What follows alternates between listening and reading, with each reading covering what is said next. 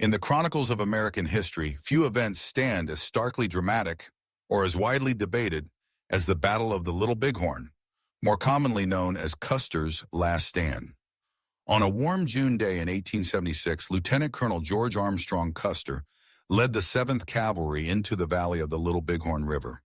What unfolded was not the swift victory he anticipated, but a devastating defeat that would echo through generations. The story of Custer's Last Stand is a cautionary tale, a study in the consequences of overconfidence, underestimation, and the tragic results of miscalculation in the theater of war. At the heart of the defeat lay a fundamental misreading of the enemy. Custer, a celebrated Civil War hero, was known for his audacity and boldness on the battlefield. However, these very traits, which had often brought him success, contributed to his downfall. Tasked with subduing a large gathering of Lakota Sioux, Cheyenne, and Arapaho warriors, led by chiefs like Sitting Bull and Crazy Horse, Custer assumed that his adversaries would either flee or be easily overcome.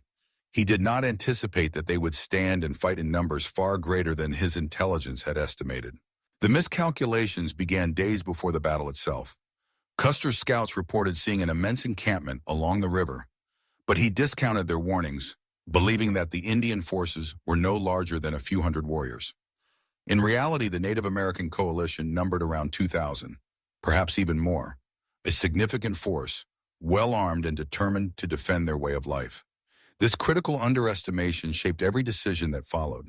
Custer divided his own force of about 600 men into 3 battalions. He dispatched Major Marcus Reno to attack the southern end of the village, while Captain Frederick Benteen was sent to scout the left flank. Custer himself rode with just over 200 men, intending to strike from the north. This division of forces was rooted in the belief that the enemy would scatter at the sight of the cavalry, allowing each group to mop up small bands of fleeing warriors. But the opposite occurred. The Native American forces, unified and resolute, quickly overwhelmed Reno's attack, and Benteen, delayed by difficult terrain and confusion, was unable to link up with Custer in time. Communication between the battalions broke down. Custer had no way of knowing the fate of Reno's men or the whereabouts of Benteen. The cavalry, armed with single-shot carbines, found themselves outgunned by many warriors wielding repeating rifles acquired through trade.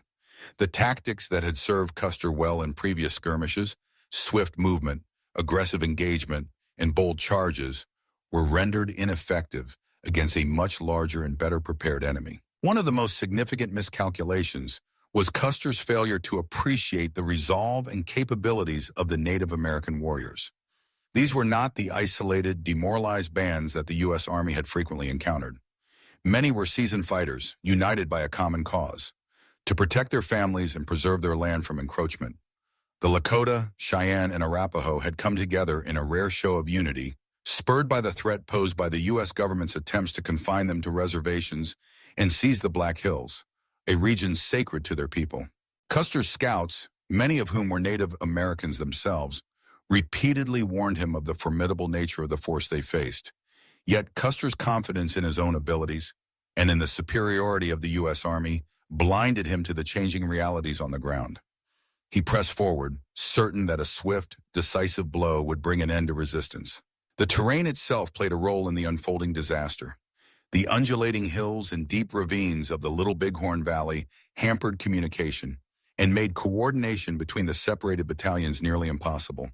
Custer's men were soon isolated on a series of ridges, surrounded on all sides by warriors who knew the land intimately.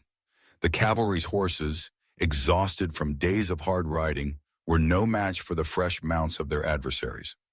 As the battle raged, Custer's command was gradually encircled, cut off from escape or reinforcement.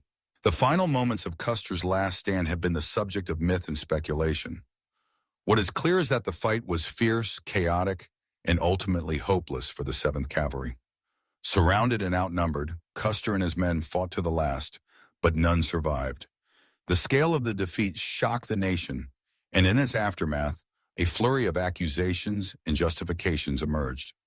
Some blamed the failure on the actions of Reno and Benteen, suggesting that timely support might have turned the tide.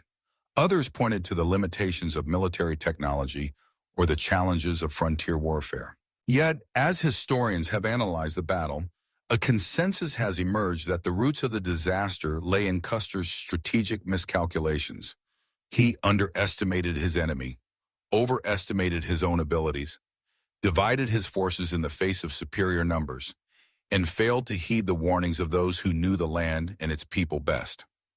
These errors were compounded by the unpredictable nature of battle, the fog of war that can turn even the best-laid plans to ruin.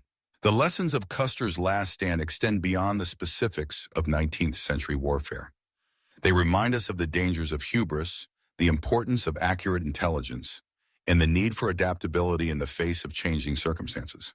In military planning, as in life, assumptions must be questioned, and the perspectives of others, especially those with first-hand knowledge, must be valued. Today, the site of the Battle of the Little Bighorn stands as a somber memorial, not only to Custer and his men, but also to the Native Americans who fought to defend their homes. It is a place of reflection where the complexities of history are etched into the landscape. The story of Custer's last stand endures because it speaks to the timeless challenges of leadership, the consequences of miscalculation, and the enduring importance of understanding those we encounter, whether as allies or adversaries. In examining the miscalculations that led to Custer's defeat, we gain more than an account of a single tragic battle. We gain insight into the human dimensions of conflict and the ever-present need for humility, preparation, and respect for the unknown. These are the lessons that resonate from the windswept hills of the Little Bighorn, echoing down through history, urging us to remember and to learn.